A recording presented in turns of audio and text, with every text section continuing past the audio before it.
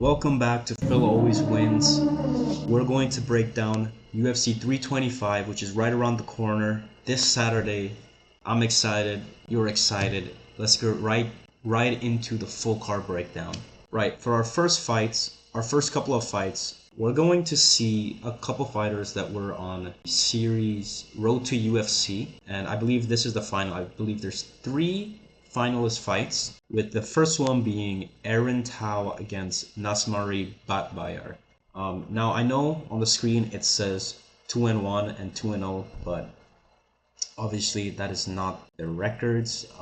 Billion-dollar company, by the way, can't even update their website. But Aaron Tao has 7 KO wins, has 1 sub and 3 decision wins. He did lose once via decision. What I've seen from him on the road to UFC is he is absolutely aggressive. He is from New Zealand. I think he throws a lot of punches. He can definitely take a lot of punches. From his last fight, it was on the Johnny Walker card where he went to absolute war for 3 rounds, and one of the judges even gave it 30-27. I thought he won 29-28, but he did get rocked, and he rocked his opponent too in that fight. It was an amazing fight, and he's taken on Nasmari Batbayar, which, don't get me wrong, he is dangerous too. He's taken on Nasmari Batbayar, who's 9-1. He has 4 KOs, 5 subs, and he got subbed once back in 2022, which was an interesting fight. He did win the first round in that bout. I forgot who he was against, but it was not in the UFC nor road to the UFC. He has a pretty decent overall game. You know, he has a couple KOs, he has a couple subs. But I do think he's going to come up short in this fight. Both of these fighters are really aggressive, but I will say we have not seen the chin of Batbayar been tested just yet. And I think that Aaron Tao might win here either by KO, or he may win like a 29-28 decision of a pure brawl. That's what I think is going to happen. I don't think any wrestling is going to happen. They're both strikers here. I think Aaron Tao did train at City Kickboxing, if I'm not wrong, which is a really good gym. And so I'm backing Aaron Tao to win in this fight, either by KO or decision.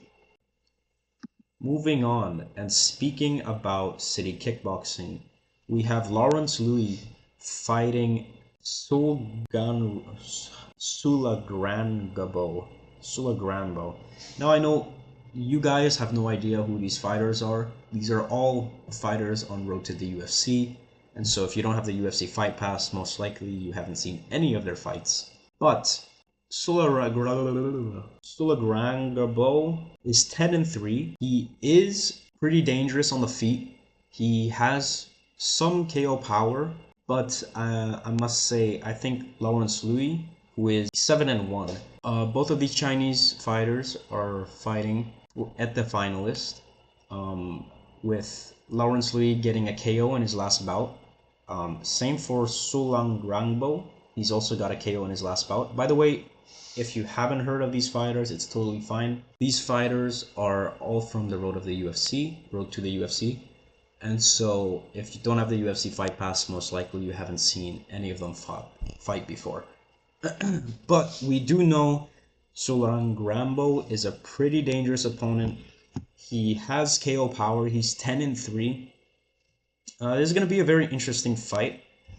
I'm quite surprised that Lawrence Louis is a ×3 underdog here.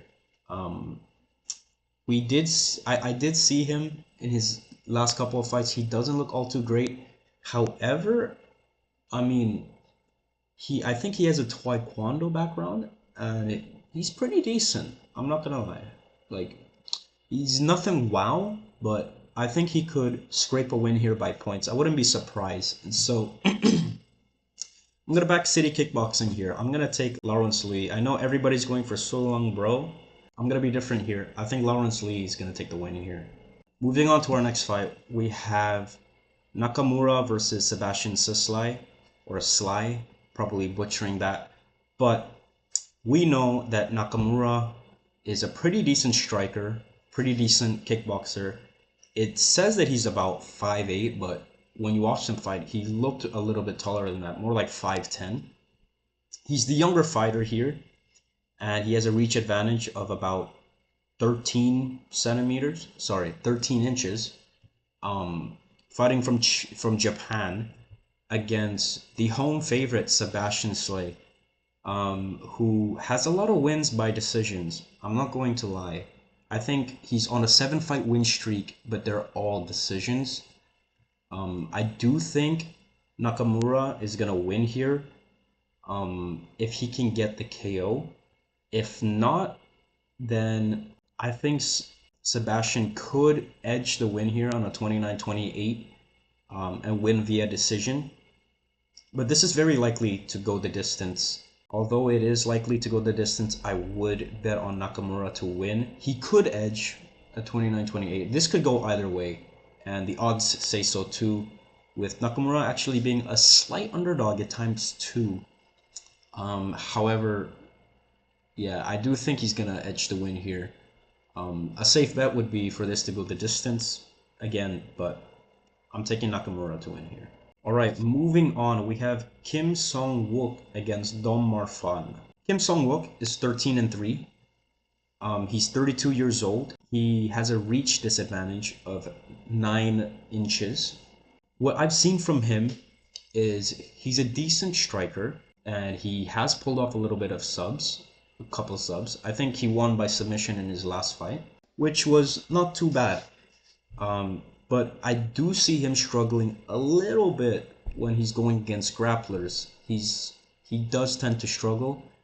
Maybe he could get grappled and turn that into a submission somehow. But Dom Marfan is a magnificent grappler. I don't think he's that good at striking. He's pretty decent at grappling, and that's about it. He is the younger fighter, 25 years old. Everyone's backing Dom Marfan to win here. But personally, I would be a fan of taking Kim Song-wook here at a ×2.26. Domar is ×1.67. So kind of the same as Sebastian Sisley, who was sitting at 1.77. But yeah, I would go for Kim Song-wook here to win. Alright, moving on to the next fight. This is where the early prelims actually begin, where we have no more of that road to UFC. We have Ofli Khan versus Yiza. This is where the actual early prelims start. Yiza, 26-5. He's fighting from China, 5'7". He's got decent power, coming off a brutal KO in his last bout against Weston Wilson. In 37 seconds, he got the KO.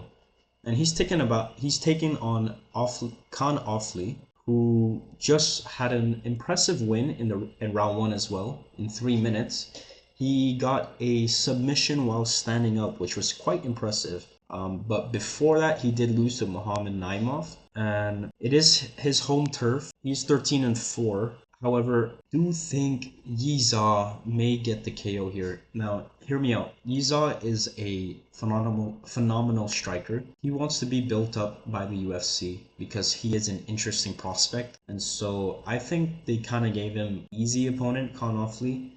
Obviously, I think Yiza is going to win. I just don't know how. It's either by decision or by KO. Personally, I would like to take KO because it's a solid ×9, which is quite juicy. So yeah, I'm gonna take Yiza to win. Moving on, we have Jonathan Mekalev against Oban Elliott. Jonathan is 8-1. He is fighting in his home turf of Australia, given that the card is taking place in Australia. I believe his last win was a solid submission, and to be honest, I don't think people give him enough credit here. I think he's a pretty decent fighter. I do think he's better than Oban Elliott, who is 12-3 in the UFC. He has 3 KOs, 3 subs, and 6 decisions. He has been KO'd twice. In his last fight Oban Elliott did get a decision loss against Ko Seok Hyun. And in 2024, he did win by KO, and he picked up 2 decision wins, so he was on a 3-fight win streak. 2025, he lost once, and he kind of didn't touch MMA until 2026, early 2026, which is now. I do think Jonathan is gonna win here. I do favor him. I believe he has a better skill set. I think he's gonna bring Oban Elliott to the mat, and he's gonna sub him out. Easy as that. Moving on, I believe this is one of the most underrated fights, and I'm actually quite excited for this fight. This is an odd fight because Torres Finney is a great grappler, and he has been working with DC recently to work on his wrestling, which he is pretty good at wrestling. He's 11-0, 1-0 in the UFC, where he kind of just wrestled for 3 rounds straight and got that decision. And I think, he's working with DC. I think he's going to stick to the same game plan. There's not much to talk about Jacob Malkoun. I mean, he did get a KO in his last fight, but it's one of those odd KOs where he, he got a KO with his pelvis. Yeah, it was an odd fight.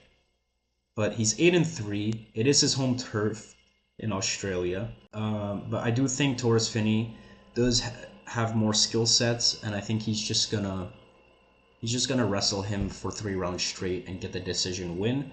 So if you guys want to bet on decision, that is a pretty good bet. Torres Finney is also the underdog here at times 2.2 compared to Jacob, who's times 1.7. I do favor Vinny Torres to win. Take him on the money line if you want. I think this is a pretty safe bet. Alright, next fight, we have Cameron Roston against Cody Brundage. We're going to keep this quick. Obviously, I think Cameron is going to win here. Cody Brundage is overall not too much of a great fighter. Cameron is an up-and-coming fighter. He is fighting in Australia. He's 13-3, 6'3". He moves pretty smoothly. I think Cameron is gonna get the win here via KO. He does have some crazy power. So I do think he's gonna catch Cody Brundage coming in, and it will be night-night for Cody Brundage. Okay, moving on. We have Junior Tafa going against Billy Elikana. Junior Tafa, let's be real, he's bad. He's not good. He's probably the only Australian on this card that nobody supports because they know how bad he is. Junior Tafa is 6-4. He's 3-2 in the UFC, losing to the likes of Tuco Takoso by submission. He's also lost to Walter Walker, which we all know is an absolute beast at leg locks. He did have a KO against Sean Sheriff, but I think Billy Elikana is going to be too much for him here. A lot of people are hating on Junior Tafa. I don't see the hate. I mean, he's an entertaining fighter. At least it always ends in a finish, right? But a lot of people are saying he should get cut if he loses this fight. I don't think so, but I do think he's going to get subbed. Billy Elikana is coming off a round 1 submission against Kevin Christian, which was a brutal choke. Prior to that, he did beat Ibo Aslan in a 3-round decision. And obviously before that, he did get submitted. But I do think Billy Elikana is going to get the sub here against Junior Tafa. And I think the odds say it too. Billy Elikana is quite the favorite here at times 1.4 compared to Junior Tafa at times 3. And so if you want to take Billy Elikana by sub, he is times 2.65. That could be worth slapping on a parlay. I don't suggest it. I suggest just taking him by the win, or honestly just watch this fight. I don't think 1.4 is a fair odd either. I think it's too low because Junior Tafa could get that KO. Sometimes he does pull off that KO, He might get that KO this time. So, moving on, we have Killian Salkid against Jamie Malarkey. Killian is the favorite here. There's not much I need to say. He's 26 years old. He is coming off a KO win in the first round against Nasrat, which was a beautiful head kick, to be honest. Prior to that, he did win by decision, and on his debut, obviously, we have the 19-second KO against the Indian god himself, Mr. I Can Beat Khabib, Ashno Jubli. And so I think he's going to get the win here by KO. The odds say so too. He is at times 1.1, which is like a minus 1,000, which is not ideal to bet on. You could take him by KO at a times 1.5 or 1.4. It's almost guaranteed, given that Jamie Malarkey, I mean, he's been KO'd, I think, 4 or 5 times since 2022. He's been KO'd by Marusius Rufi. He's been KO'd by Nasrat. He's been KO'd by Muhammad Naimov. He's been KO'd by Jalen Turner. I mean, the list goes on, right? And he's not the best at fighting. Although he did just pick up a win, a decision win against Rolando in his prior fight. He did get a decision win. I don't think this is gonna go to the decision, especially, you know, Killian is a pretty dangerous guy. He's young, he's hungry, he's in his home turf. He's coming off a KO. The fans love him. I mean, I think he's gonna go out there and try and put on a show, and he's gonna want to get that KO. Moving on, we have a interesting heavyweight bout, which is probably gonna end in round 1 or 2. So we have Tai Tuivasa on this hand, who has lost his last 5 fights, and who is basically 1 foot in, 1 foot out, ready to retire. And then you have this Brazilian beast who has knockout power, although I will say he did just get knocked out by Derek Lewis in round 1, in 40 seconds as well, by the way. But a lot of people are calling that a fluke. I do think he's going to be more cautionary this time.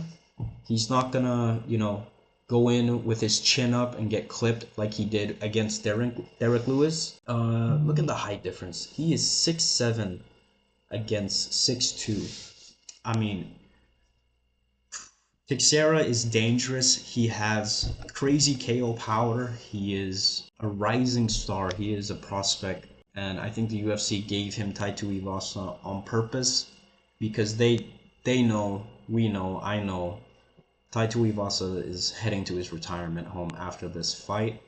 And so I'm going to go for Teixeira to win by KO. Although he is at home, Tai Tuivasa, I don't think that's going to be enough. You know, I think he's going to get the crowd hype. People are going to be drinking beers out of the shoes and stuff. And maybe he does one last speech in his home country. It's like the perfect send-off, right? Lose or win. He can do one last speech and drink a shoey and just head on to retirement. The crowd are going to love it. I think it's good for business. I think he's going to retire there. And so, yeah, I got Teixeira to win by KO in round 1. We have one of my favorite fights, probably the best fight on this card. We have Rafael Fiziev against Marusius Rufi. Now, the lines here say it's pretty equal. Actually, Rafael Fiziev a slight underdog at times 2. Marusius Rufi at times 1.77. I do think skill-wise, Marusius Rufi is better. He does portray better skills. However, Rafael Fiziev is a dog. You know, we've seen him brawl, and we've seen that he can take shots, and he can give shots as well. He's 13-4. He's going to go out there and try and brawl. But I think Marusius Rufi has enough skill to keep the distance. He has changed camps, by the way. He changed from the Fighting Nerds to the same camp as Volk. So, if anything, you know, he's already dialed in that time zone. He's been in Australia training there. And so he doesn't need to travel, you know, he doesn't need to adjust to any time difference. He can just kind of relax and train, and, you know, he's comfortable there. is what I'm trying to say. He's 12-2. Obviously, he just lost to Benoit by sub, and I think because of that, a lot of people are underestimating him. Whereas if you watch the fight against Benoit, he wasn't doing all too bad in round 1. And until obviously he got wrestled, but does Rafael Fiziev wrestle? No. This is gonna be a combat fight, a full hand-to-hand fight, a full brawl. I do think Rafael Fiziev is going to try and make it a bar fight because that's the only way he can win, given he does have the shorter reach, while Marusius Rufi is gonna try and look for that, he's going to try and snipe Rafael Fiziev from the outside and kind of just move around and kind of like hit him, give him a 1-2, give him like maybe some fancy kicks, make the fans go crazy a little bit. And I think he's gonna win by decision. I don't think he's gonna win by KO. And I think this because Rafael Fiziev has a chin on him. He's gone against the likes of Justin Gaethje. He just won against Ignacio Bahamondes. I think now is the right time to bet on Marusius Rufi because people are underestimating him, so the odds are pretty nice. Usually he's at times 1.3. Now he's at times 1.8. If you got him early, he's at times 2.5, something like that. It was crazy. But again, I think he's just gonna outclass Rafael Fiziev.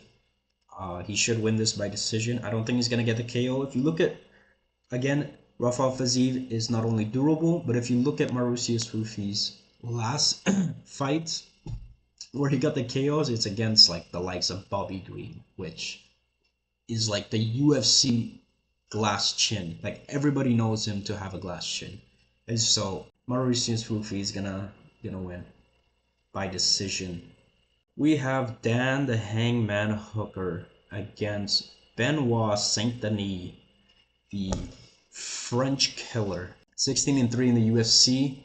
He did just beat Marusius Rufi. Dan Hooker did just go against Arman Tsarukyan and he got subbed in round 2. I do think if Benoit decides to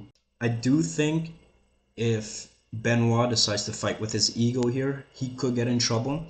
But let's not act like he's not dangerous with the hands too, right? He is pretty dangerous. He did just knock out Dariush in like round 1 with a cheeky left hook. And I think he could crack Dan, and then I think he's going to bring him to the ground and choke him out in round 2. Either that or it's going to be an absolute brawl and he's going to win round 1. Round 2, I think he's going to slow down. Round 3, I think Dan's going to kind of pick it up and he just needs to survive that, and then I think he wins. Dan Hooker is going to be looking to try and brawl again like Rafael Fiziev. He's going to want a bar fight because that's the only way he can kind of win, in hopes that he clips the chin of Benoit. But I don't think that's going to happen. I think Benoit's quite a smart fighter. If you see what he did against Marusius Rufi, he didn't strike because he knew that he's not the better striker. He put his ego down and he put a game plan up and he decided to win that fight. I think he's going to do the same here against Dan Hooker, because Dan Hooker cannot wrestle, cannot submit.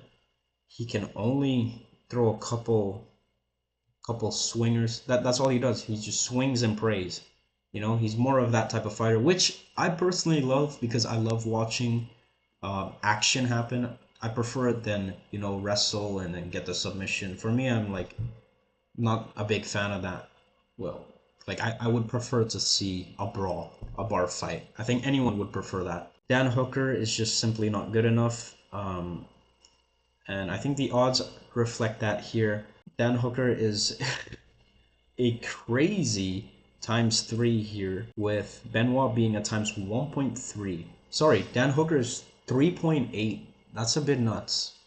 But yeah, I think everyone is going to call this. I think Benoit's going to get the sub here. To the main event of the evening, Volkanovski in his own home turf going against Diego Lopes for the champion belt again. Now Volk is defending this belt again against Diego Lopes, but I do think it's gonna be different now. Now, Volk is defending his belt against Diego Lopez again, and they did fight where Volk won a clear like 4-1 rounds, and he won by decision. I do think this time it might be different, even though it's in Australia, even though he's home, even though he has all the hype. I think,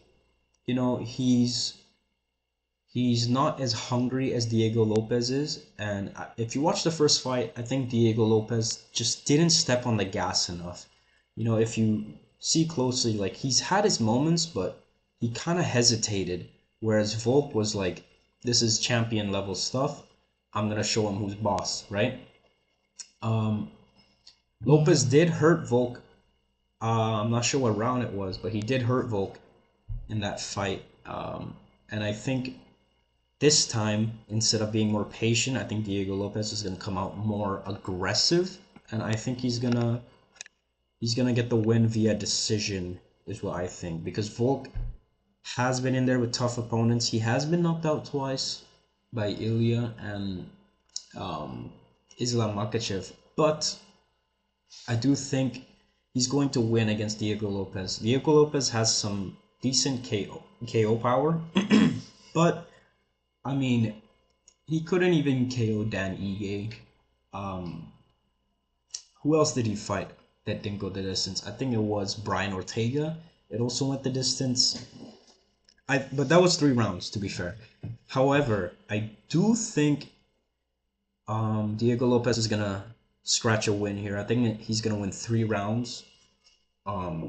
It's gonna be like 2-2 into the final round, and the final round is gonna be Diego Lopez is gonna take that win. He is an underdog here at times 2.2 compared to Volk times 1.68. Betting wise, I would take Diego Lopez or Diego Lopez by decision. By decision is times 6, which in my opinion is an absolute steal. Because I don't think he's going to get a KO, even though he just KO'd Jean Silva. That was like throw and pray type KO, right? If you saw, he was getting his ass beat in round 2. But yeah, I think he could get Volk. He could either win by decision or, honestly, I'm gonna say it. I know this sounds crazy, but I think Lopez could get the sub here if he's smart about it. Like he has some. If you watch Diego Lopez against Mosvar, he did show a lot of submission threats, and he did get a submission win against, I'm not sure who. Let me check real quick.